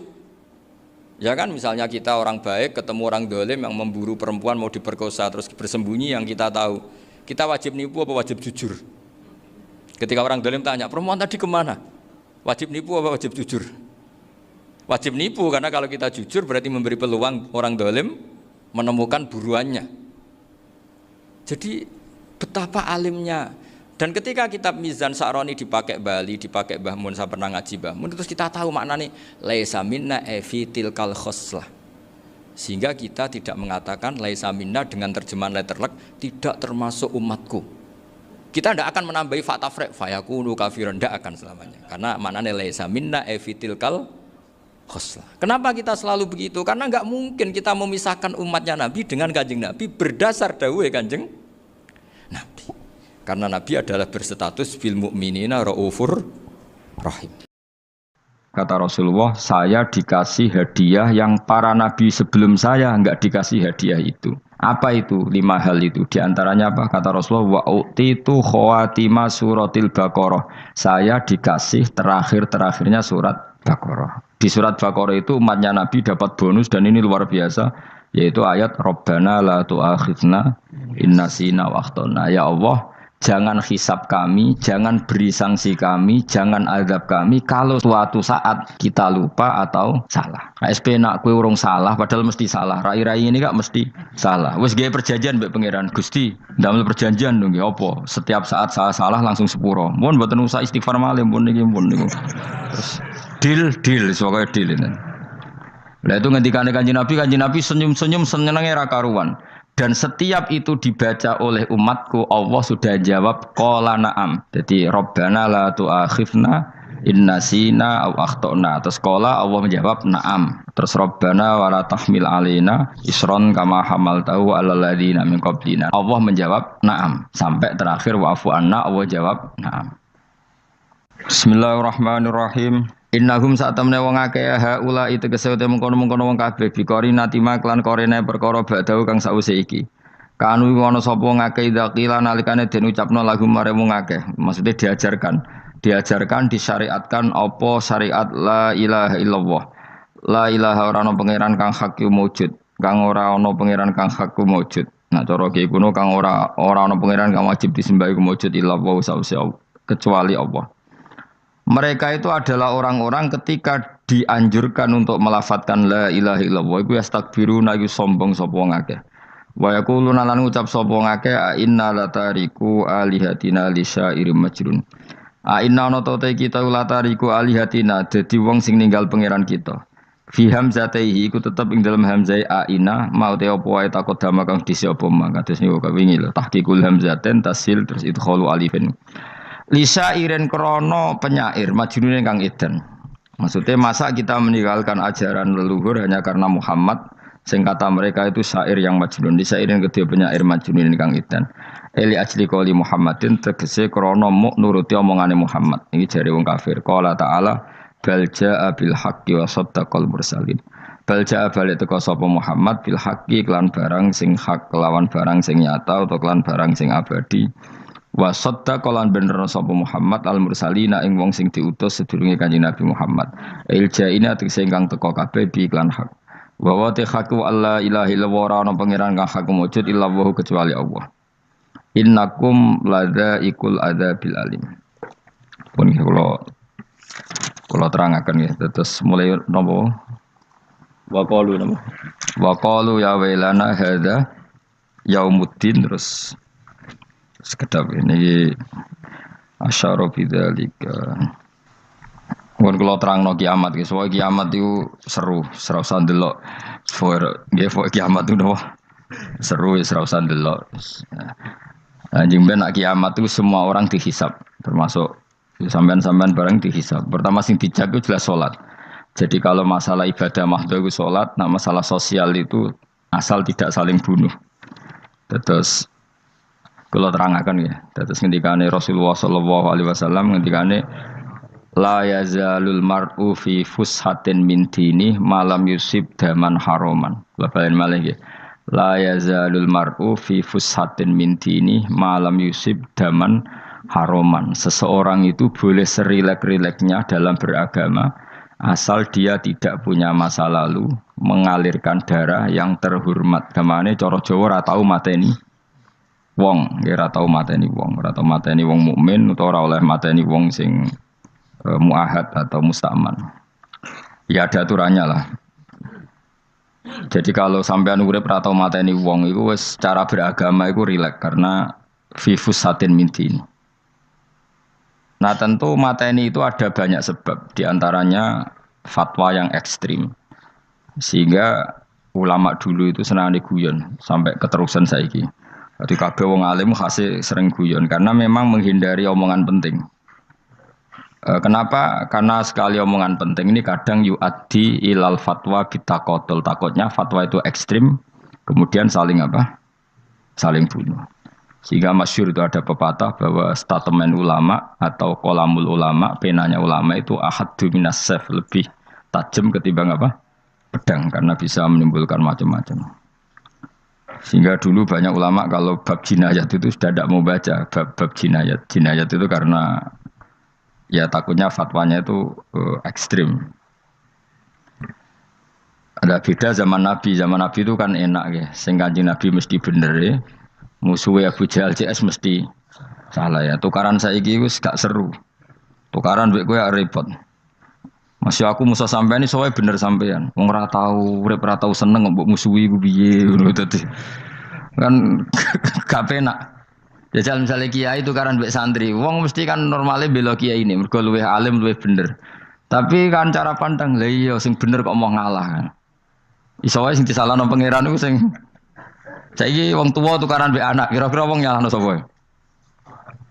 Nyalahno wong tuane apa anake? Cara kowe dadi hakim. Wong tuwa kok wani anak, kualat ngono yo ya lucu. Ini kan anak kok wani wong. Tapi wong tua kok wani anak, wong tua model opo? Terus anak wani wong tua ya anak model opo? Ya model milenial model. Tapi potensinya itu sama-sama salah. Sehingga ulama itu mulai dulu itu menghindari ngendikan penting itu menghindari karena ya tadi takut fatwa itu. Saya ulang lagi ya, jadi seseorang itu selonggar-longgarnya dalam beragama asal tidak pernah membunuh, tidak membunuh darah yang seharusnya tidak terbunuh. Terus kalau masalah ibadah itu Allah ngambilnya sholat. Awwaluma yuhasabu bil mar'un apa? As-sholat. Pertama yang dihisab itu sholat. Jika sholatnya lolos, maka hisab yang lainnya apa? Ringan. Ya pun ngoten. Terus ada hisab-hisab yang di kula waca mungkin sampean iso ngantisipasi hisab. Nah, jadi la tazulu qadama Adam atau qadama ibni Adam yaumal qiyamah hatta yus'ala an arba'in. Pertama ditanyakan dari sifat mudanya, dihabiskan untuk apa, umurnya untuk apa, hartanya dari mana, setelah mendapat untuk apa. Terus wa an ilmihi madza amila bihi, terakhir setelah mendapat ilmu itu apa yang dia perbuat. Mulane ada orang tok ilmu dadi ra ditakoki wae pangeran ora apa takoki.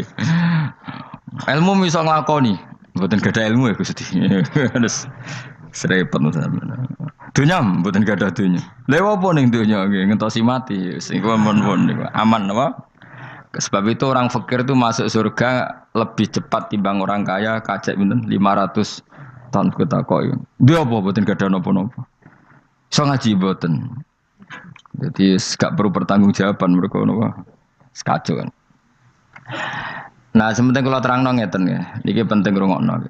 Mahsyar iku maknane iku nggon giringan. Terus kiai kuno maknane bayangno nggon mahsyar iku maknane tempat dihalonya semua manusia. Terus mauqif itu tempat diberhentikan, apa tempat diberhentikan. Terus di situ Anda innahum mas'ulun, mereka semuanya ditanya, dihisab. Semuanya dihisab. Terus ngendikane Kanjeng Nabi, hasibu anfusakum qabla an tuhasabu. Menghisablah diri kamu sekarang sebelum kalian semua dihisab. Sehingga potensi kita ini umat Islam utamanya sing tahu ngaji-ngaji ini, sampean semua dihisab ini kemungkinannya kecil. Karena ketika kowe ning donya sampean sedantene kan biasa wis donga Rabbana zulamna anfusana. Jadi ya Allah, saya ini benar-benar mendolimi diri kita sendiri.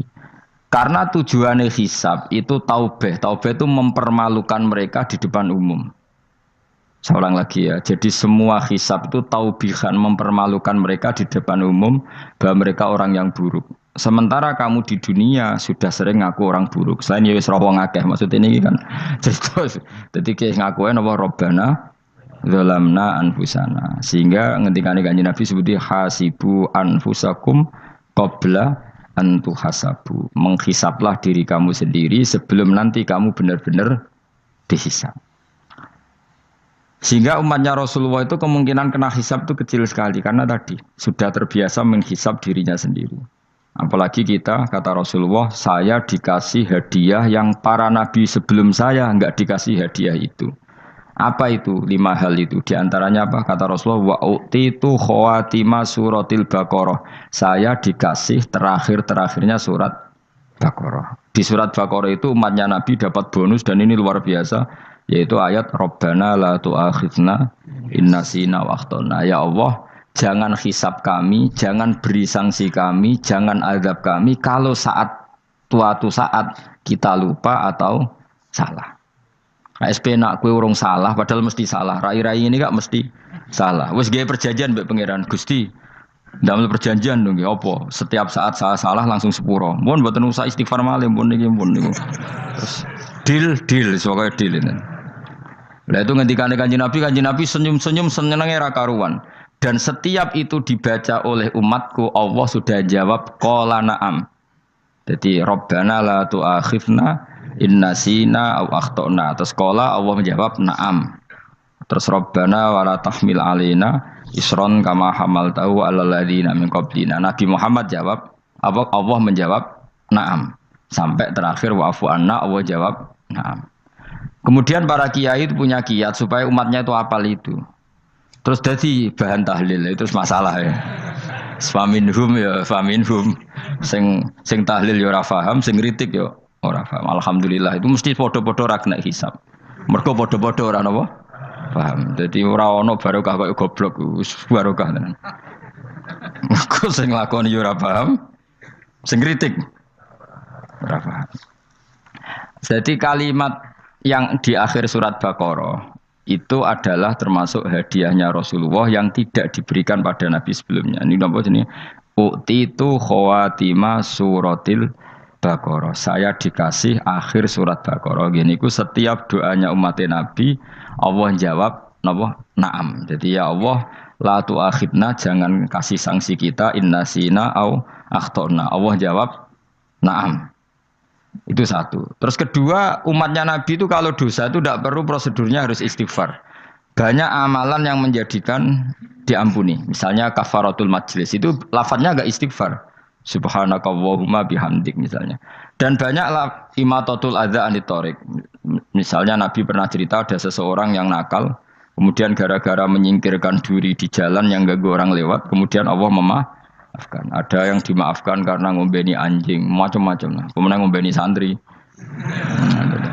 macam-macam.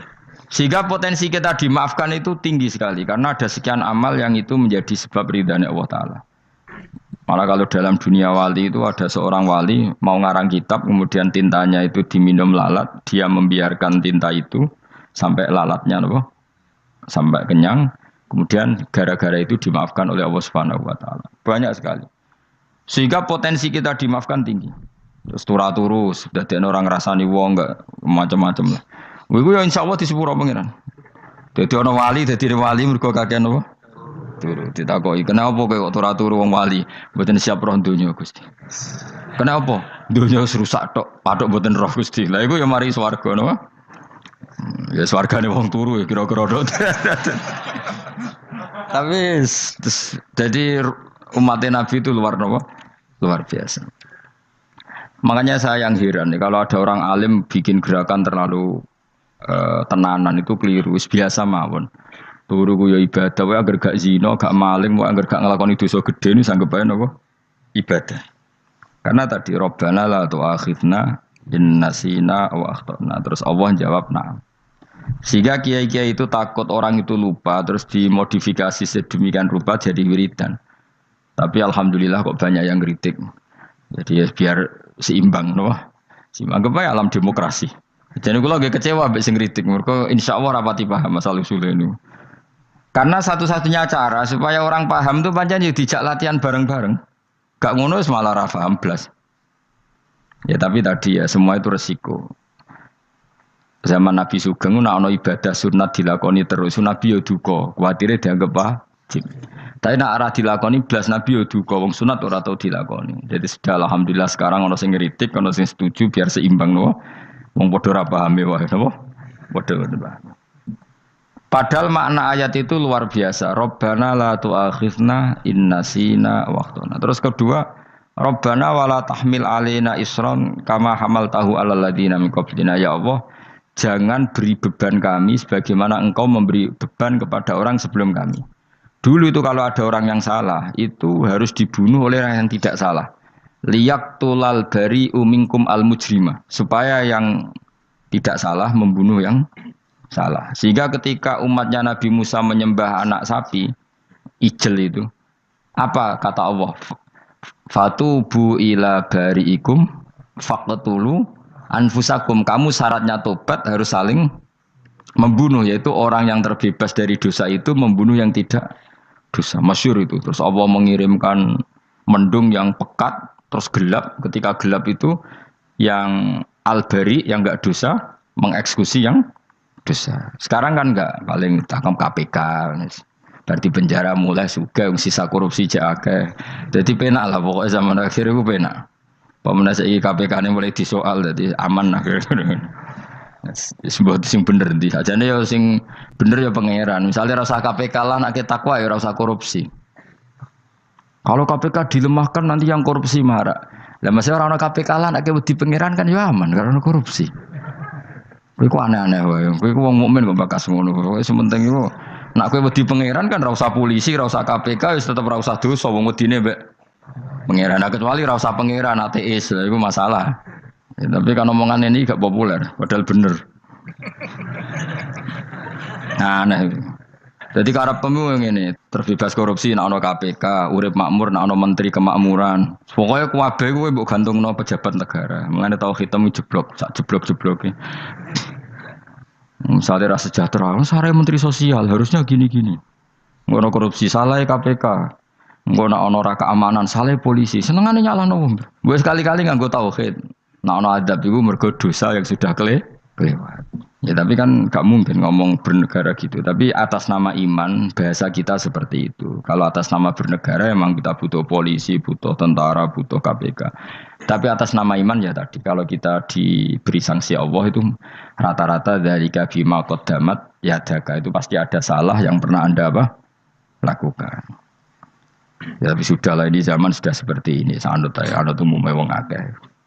Kalau terang namanya masalah hisab ya. Hasibu anfusakum qabla antu hasabu. Kamu menghisaplah diri kamu sebelum kamu dihisab. Misalnya saya sebagai ulama, tentu hisab terberat saya itu kitmanul ilmi, menyembunyikan apa? Ilmu. Karena ilmu kalau disembunyikan tuh bahaya sekali. Bayangkan di alam fisik. Misalnya ada orang berkebutuhan pada kemaksiatan, terus di situ ditulis bar, karaoke misalnya. Orang bisa ke sana karena ada tulisannya, ada WA-nya, ada alamatnya. Kemudian ketika Anda bisa Fathul Qorib, tidak ada tulisannya. Harusnya Anda juga nulis ahli Fathul Qorib, ahli Fathul Mu'in, nah, atau ahli Jaljalut, tulis saja. Ahli Primbon. Enggak apa-apa, tulis saja. Penerus Ronggo Warsito, tulis saja. Zaman gendeng, nara melok gendeng, rakeduman, tulis saja. Tapi barokahnya tulisan itu kan orang bisa tahu. Makanya kenapa banyak orang sufi yang sudah menyembunyikan diri warnanya nakal-nakal. Karena dia disalahkan Allah, karena menyembunyikan ilmu. Saya itu orang yang senang tertutup, kecuali masalah ilmu. Saya mau mengajar terbuka seperti ini. Karena tadi, awal dari dikenalinya kemakrufan adalah dimaklumatkan. Awal dari dikenalinya keburukan juga karena dimaklumatkan. Betapa celakanya kalau kemungkaran dimaklumatkan sementara kebenaran tidak dimaklumatkan. Makanya Mbah Mun itu sampai berfatwa, Mbah Mun guru saya itu. Nak ono masjid ra ono menawarane Mbah Mun duka. Masjid kok ora ono menarane, wajib ono. Dulu saya iskal kenapa menara jadi wajib. Tapi setelah saya tambah angan-angan, secara fikih jelas tidak wajib. Tapi coba bayangkan, misalnya ada bar lampunya tinggi, orang dari jauh tahu itu bar. Sehingga kalau mau maksiat misalnya ingin ke sana. Sekarang misalnya masjid gak ada menara nih, ada orang ingin sholat, ono masjid tahu ora. Tapi baru kayak ada menaranya kan? Tahu. Intinya semua kebaikan itu harus dimanarohkan. Makanya manaroh itu dari kata nur, dimenarakan, dari kata nur, dari kata dicahayakan, dimaklumatkan. Sehingga mulai dulu lama itu meskipun humul itu menyembunyikan diri. Tapi kalau masalah ilmu mereka membuka diri. Loh coba kalau misalnya ngaji seperti saya ini, saya tidak terang-terangan jadi orang alim. Sebetulnya nggak baik. Kalau kamu ujub, sombong, aku orang alim itu tidak baik. Tapi kalau kita kan tidak karena ujub tadi, harus memaklumatkan. Coba berapa bapak-bapak yang tertolong nyari bidan ketika istrinya hamil. Gara-gara tulisan karena yang nolong itu bidan. Ya kan? Dokter gigi. Atau kalau enggak dokter, ya ahli gigi. Ahli gigi itu yang dipasang tanpa medis itu. Enggak kamu menjadi tahu karena apa coba? Tulisan kan. Tapi kenapa kebaikan tidak seperti itu? Harusnya sampean ya tulis saja. Misalnya sampean enggak alim saja, maklar orang alim. Siap menyalurkan ke tempat-tempat orang alim. Coba TKI tenaga kerja itu. Mereka tahu Korea, Hongkong karena bisa penyalur tenaga kerja. Tulis saja rumah kamu penyalur ke orang alim. Nanti antar kebeduan. Kalau ada orang tanya, maksudnya gimana? Kalau butuh orang alim, tak antarkan. Oh ya sudah, itu kalau se-Indonesia, itu luar biasa. Jadi yang ngajinya dulu Fathul Qorib sampai bab sholat itu saja. Ahli Fathul Qorib sampai bab sholat. Tulis saja dalam kurung pemahaman pas-pasan. Enggak apa-apa. Lo coba dokter itu kan fair. Kalau ilmunya pas-pasan tulis dokter umum. Kalau dia merasa pinter dokter spesialis. Dan itu menjadi orang tahu. Tulis saya kan ke ahli saraf.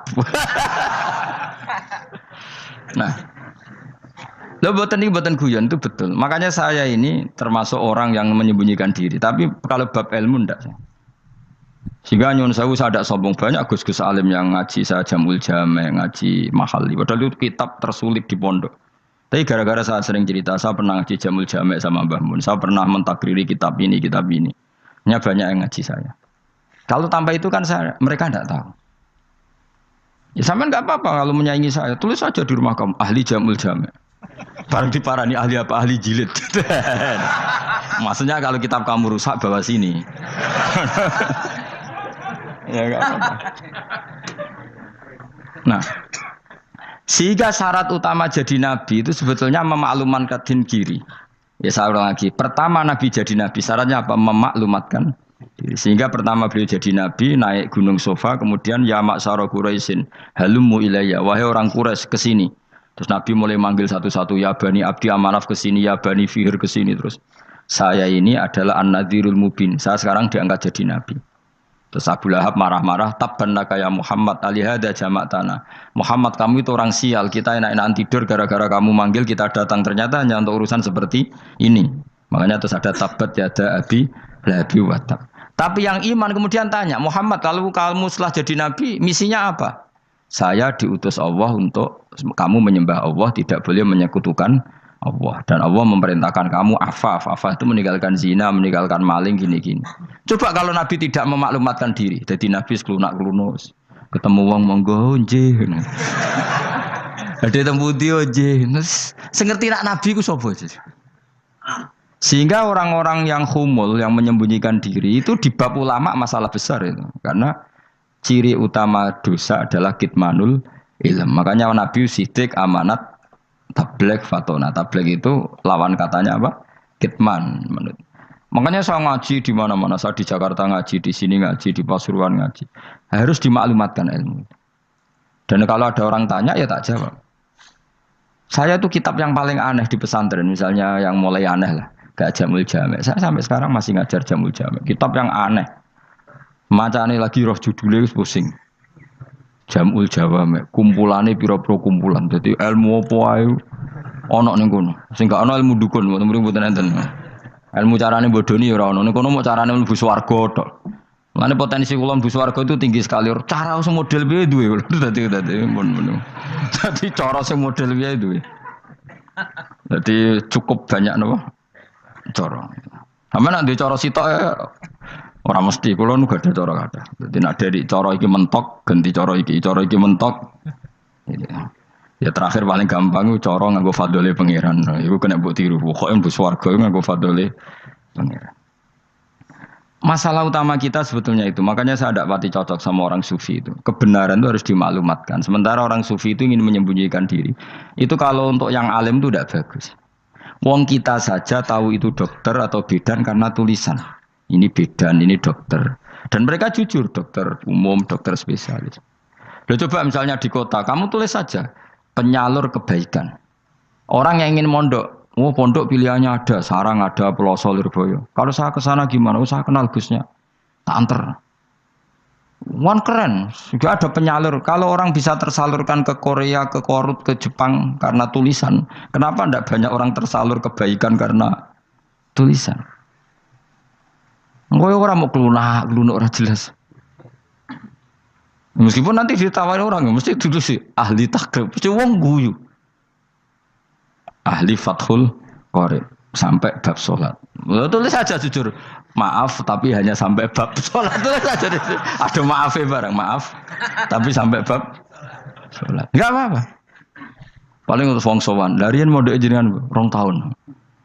Tapi ini pondoke mau 3 bulan, mulane ngajine tok bab. Enggak apa. Lho itu dulu memang begitu. Rasulullah zaman Sugeng itu kalau ngajari santrinya itu balighu anni walau ayah, maklumatkan ke kampung kamu meskipun 1 ayat. Banyak sahabat kalau ditanya ya tidak bisa karena ngajinya tidak hatam. Tapi ya terus, enggak apa-apa, engko tak soano Abu Bakar, tak soano Umar, ditanyakan yang lebih pintar. Saking tidak pahamnya sahabat itu lucu ketika ada ayat wa kulu wasrabu hatta yatabayyana lakumul khaytul abyadu minal khaytil aswad. Itu kalau mau tidur ya benar-benar bawa benang putih sama benang hitam, ditulis dipasang di pintunya. Jadi kalau makan diinceng lagi, kok masih belum kelihatan, wah masih boleh makan itu. Terus begitu. Kalau sudah mulai syuruk, mulai padang, wah berarti sudah imsak. Jadi karena makanlah dan minumlah sampai benang hitam terbedakan dari benang putih. Artinya kalau malam kan dulu kan nggak ada listrik, nggak ada lampu, berarti kalau benar-benar masih malam nggak terlihat, berarti masih boleh makan. Nanti terus dilihat gitu. Terus, ya sudah wakafnya di situ. Hatta yatabayyana lakumul khaytul abyadu minal khaytil aswad. Wakaf dulu. Terus akhirnya Kanjeng Nabi itu piye kok umatku dadi masangi benang. Akhirnya Jibril teko. Ini makanya unik dalam ulumul Quran. Satu-satunya ayat yang diturunkan hanya satu kata itu ya ayat itu tok. Terus Jibril datang, Muhammad ayatnya itu kurang sitok. Minal fajr. Terus ditambahi minal fajr. Jadi minal fajr itu unik. Ada Jibril jauh-jauh dari langit. Iku mau nurun apa? Minal fajr. Makanya kalau kamu nanti dites, kalau ingin jadi dokter tafsir dites, ada satu kalimat yang diturunkan jauh-jauh Jibril ke bumi. Apa kalimat itu? Jawab baik, minal fajr. Wis alim gue yakin alim. Memang ikut tak? Masa itu saudara? Mergo gara-gara sahabat itu terus masangi apa? Benang ngincang. Akhirnya minal fajr. Baru mereka tahu maksud fajar, maksud apa? Benang hitam artinya malam, benang putih artinya fajar. Sodik sudah menyingsing.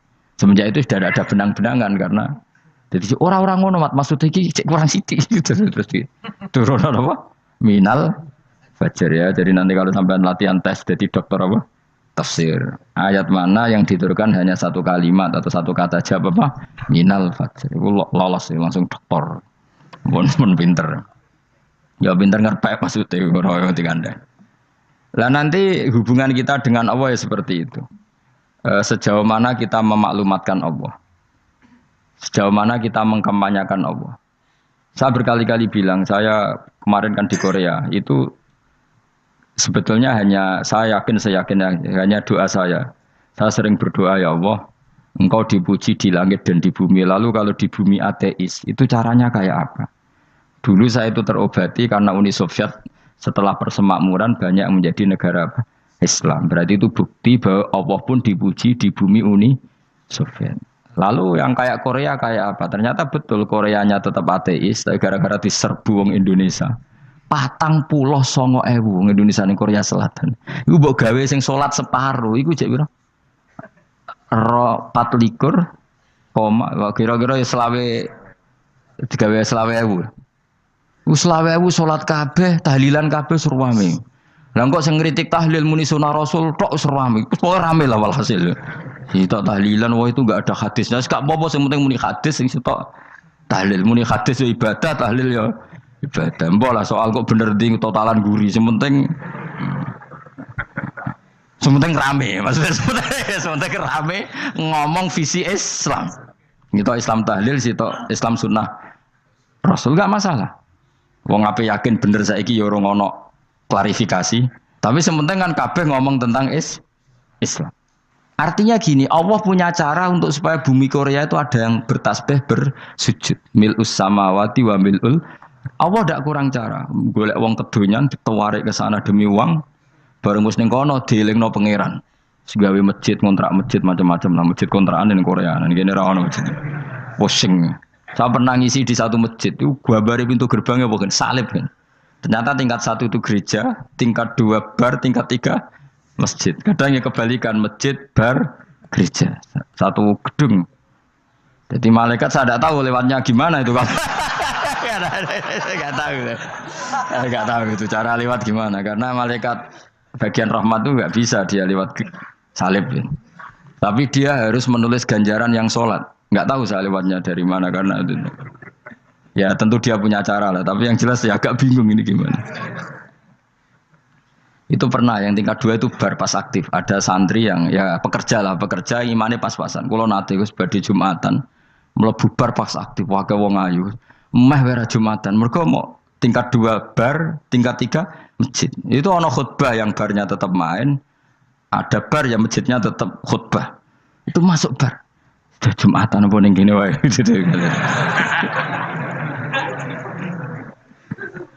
Akhirnya ya di situ beberapa menit terus ada komat Jumatan.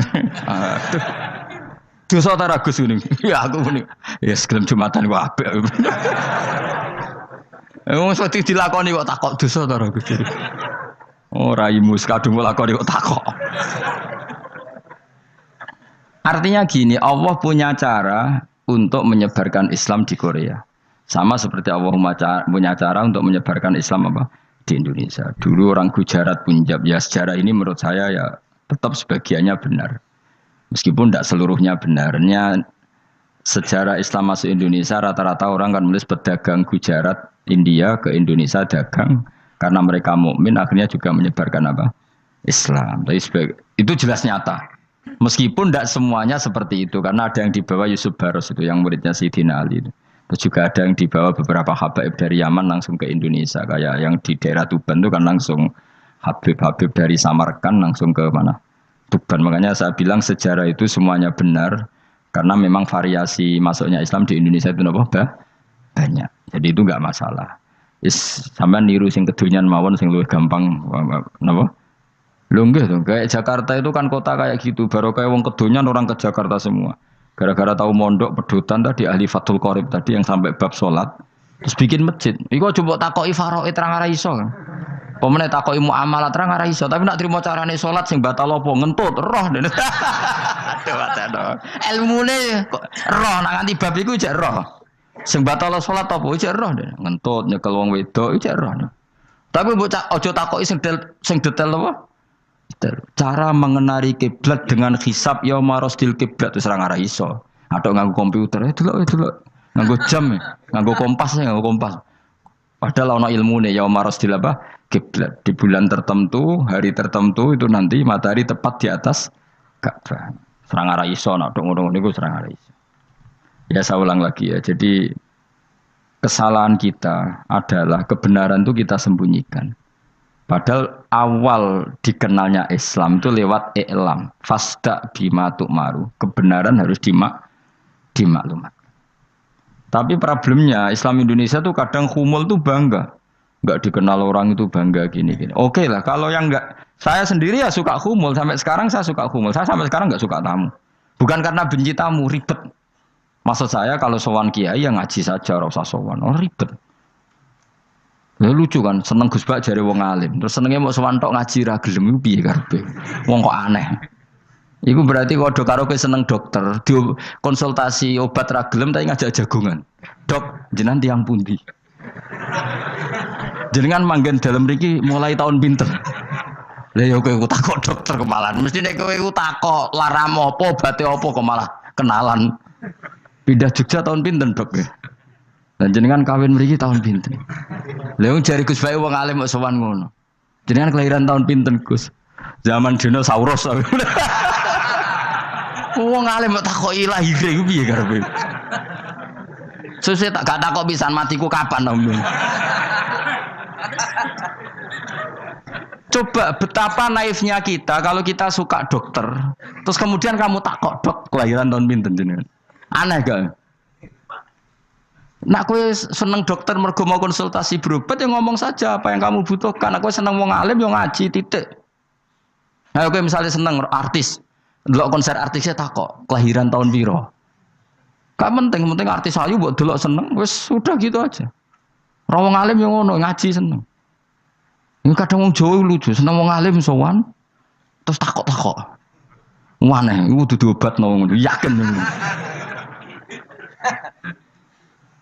Maksudnya bu sing profesional, maksudnya sing rontok bener sidik lah, jadi wong aja bener nemen-nemen gak mungkin wis pokoknya bener sidik-sidik. Makanya kemarin ngaji apa Nasoihul Ibad kan gitu, mujalah satu ulama artinya apa? Fi majlisil ilm ketika ngaji. Ora kok mujalah satu ulama utawa sowan muatekno wong ini tejo. Kulo termasuk kiai yang kampanye ini. Soalnya termasuk kiai terkenal tapi sing tamu kulo rapati kathah. Kuwi jaga masyaallah tenan wis. Muga-muga rodok tobat sithik-sithik maksudnya.